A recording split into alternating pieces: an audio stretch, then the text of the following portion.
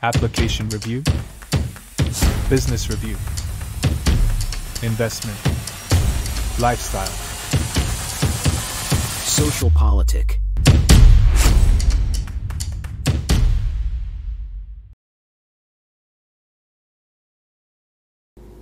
Halo Bapak Ibu, saudara-saudari sekalian, lovers and haters. Salam cerdas Indonesiaku. Jumpa lagi kita pada kesempatan kali ini.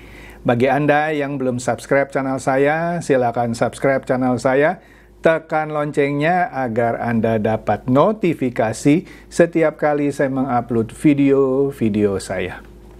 Oke, kali ini saya akan membahas mengenai tertangkapnya 3 hakim yang membebaskan Ronald Tanur, anak saya nggak tahu ya orang tuanya masih anggota legislatif atau sudah tidak ya, pokoknya bekas atau masih anggota legislatif gitu ya. Nanti kita lihat deh ya, padahal divonis dia 12 tahun tapi dibebaskan oleh 3 hakim. Nah, kemudian hubungannya apa nih dengan pemerintahan Pak Prabowo? Kan Pak Prabowo di dalam pelantikannya dia bilang kita hajar itu yang namanya pejabat-pejabat yang korup. Nah, orang pada mencemoohkan, alah janji aja, mending bisa gitu ya. Oke. Nah, tapi dengan tertangkapnya hakim ini ya, dan sekarang waduh berlanjut terus gitu ya. Kita lihat deh ya. Oke lah, kita lihat dulu nih apa sih kasusnya gitu ya. Nah, di sini kalau kita lihat ya di Detik ya, yang tadi saya katakan, Ronald Tanur ini dituntut 12 tahun tapi divonis bebas. Kasusnya apa sih? Tuntutan 12 tahun kok bisa bebas? Waduh, ini kan menarik ya. Jadi ceritanya Ronald Tanur ini ya bikin heboh nih ya, nama lengkapnya Gregorius Ronald Tanur. Nah, ternyata anak X atau anak mantan anggota DPR RI dari fraksi PKB, yaitu Edward Tanur, ya. Dia didakwa melakukan pembunuhan sadis atas kekasihnya sendiri, Dini Sera Afrianti yang berusia 29 tahun. Bisa, kekasihnya sendiri dibunuh sama dia. Wih. Dituntut 12 tahun tapi divonis bebas oleh Majelis Hakim Pengadilan Negeri Surabaya. Hakim malah menilai Ronald tak terbukti membunuh atau menganiaya Dini sampai tewas. Mantap ya. Geli juga nih bacanya ya. Jadi putusan ini pada waktu itu katanya sempat mengguncang, mengejutkan pengunjung yang hadir di sidang putusan waktu itu di ruang Cakra Pengadilan Negeri Surabaya 24 Juli. Wih. Padahal jaksa sebelumnya yang seperti saya sebutkan tadi menuntut Ronald Tanur ini hukuman 12 tahun pidana penjara dan membayar restitusi pada keluarga korban atau ahli waris senilai 263,6 juta.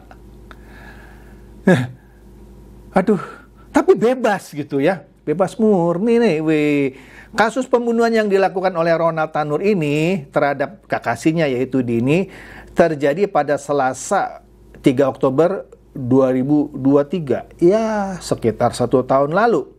Saat itu katanya Dini datang bersama Ronald ke tempat karaoke yang namanya Black Hole KTV di Landmark Mall Jalan Maijen Jonosowoyo Surabaya katanya ya.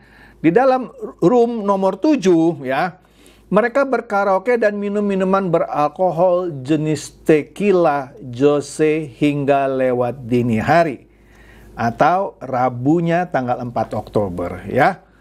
Jadi keduanya itu mabuk dan hendak pulang waktu itu. Nah, petakannya dimulai dari saat keduanya berada di depan lift dalam keadaan mabuk lah gitu ya. Untuk turun ke parkiran mobil, keduanya cekcok entah kenapa gitu ya.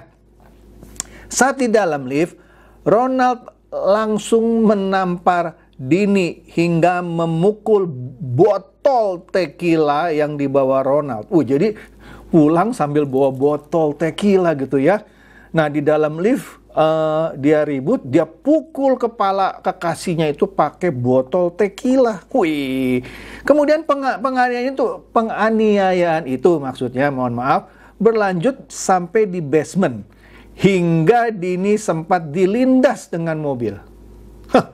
Tapi keputusannya bebas murni, tidak terbukti. Hebat ya. Nah, akibat perbuatan itu, katanya ya, Dini mengalami luka parah dan sempat dilarikan ke rumah sakit.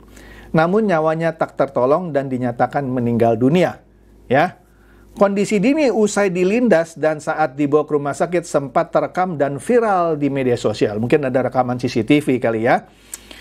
Kemudian kematian Dini ini diselidiki oleh polisi dan menetapkan Ronald sebagai tersangka pada Jumat 6 Oktober. Nggak pakai lama, 2 hari ya.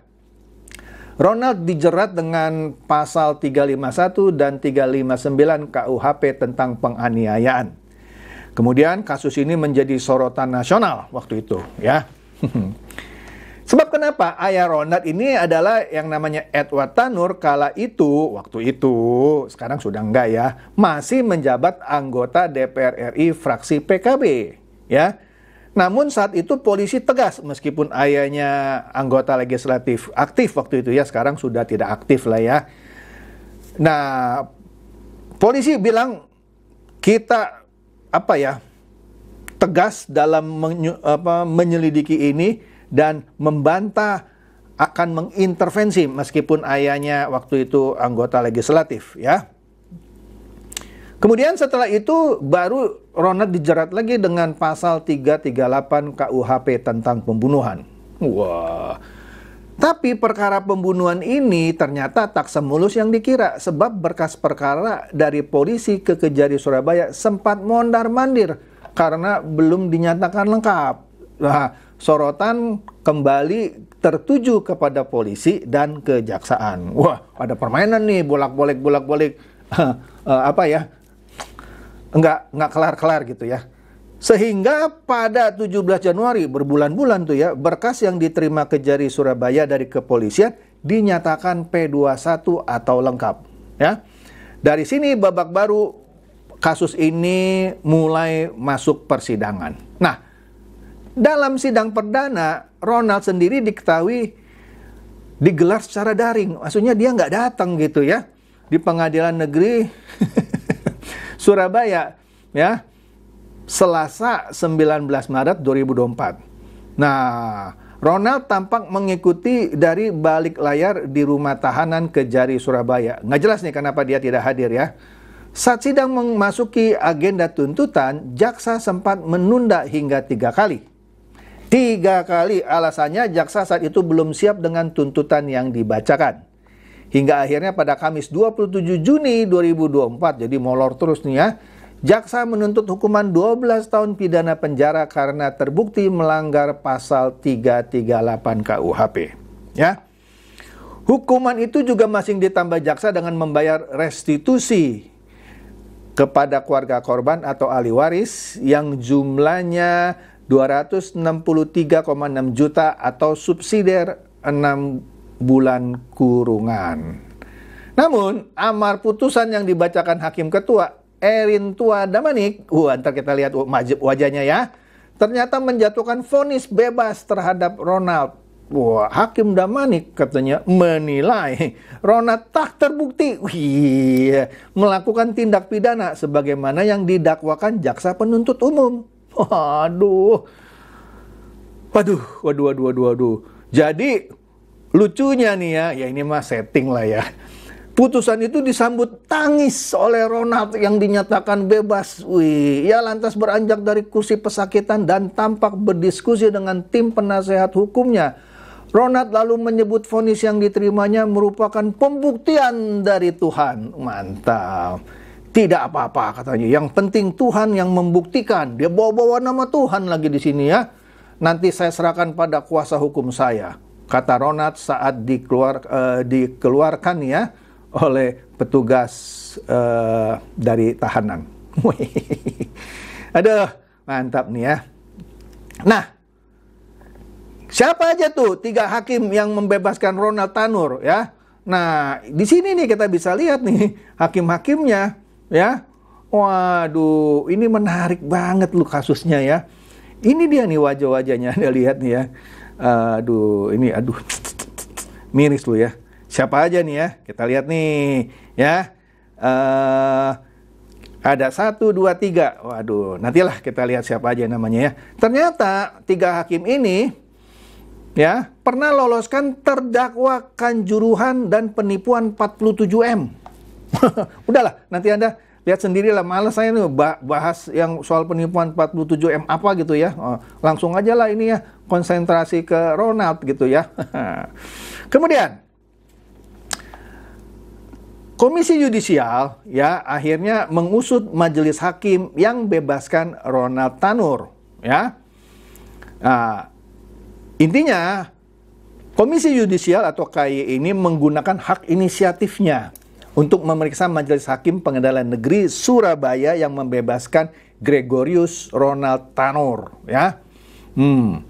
Langkah itu diambil karena vonis bebas terhadap Ronald Tanur menimbulkan tanda tanya dan kontroversi di tengah masyarakat. Ya, jadi KY memahami kenapa timbul gejolak itu ya yang dinilai menciderai keadilan. Namun karena tidak ada laporan ke KY, sedangkan putusan ini menimbulkan perhatian publik, maka KY menggunakan hak inisiatif.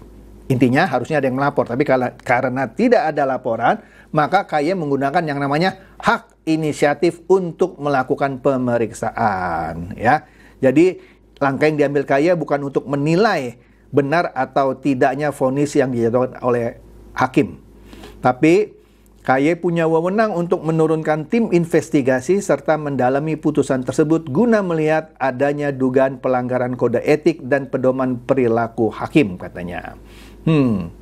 Kemudian KY juga mempersilahkan publik untuk melaporkan dugaan pelanggaran kode etik hakim jika ada bukti-bukti pendukung agar kasus tersebut dapat ditindaklanjuti. Begitu ya. Mantap, mantap banget. Oke. Kemudian ini dia. Nah, 3 hakim yang membebaskan itu akhirnya ditangkap baru-baru ini ya, ditangkap baru ini. Wah, nggak lama setelah pelantikan Bambang Prabowo Subianto maksud saya ya. Jadi ada sejumlah uang yang disita ya dari penangkapan 3 hakim dan dari pengacara Ronald Tanur, yaitu tembus 20 miliar. Mantap, tembus 20 miliar. Gila ya.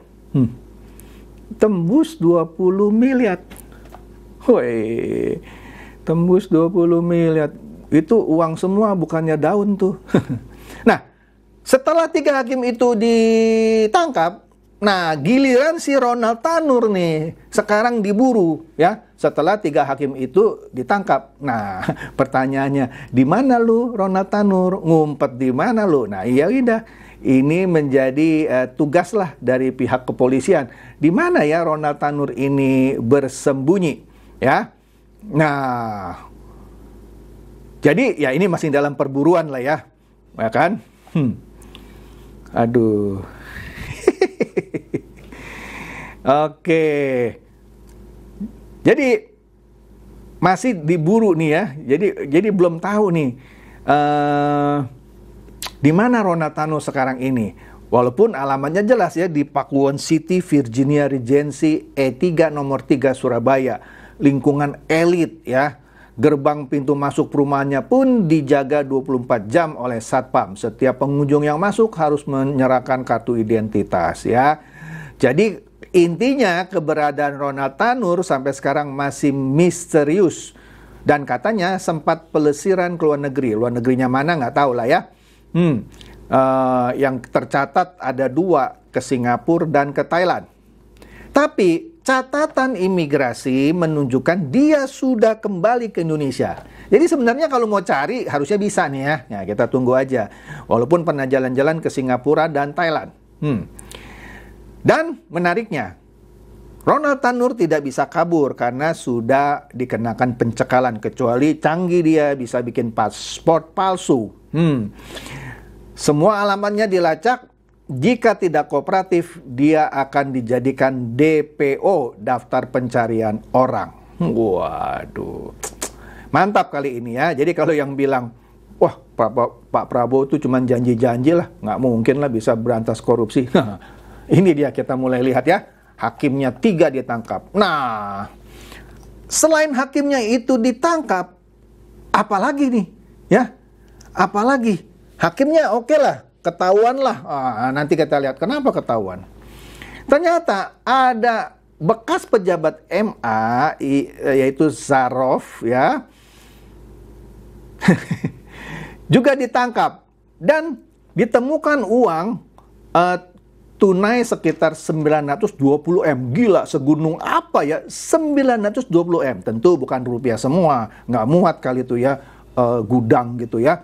Ada dolar Amerika, saya lihat dolar Singapura, dolar Hong Kong gitu ya.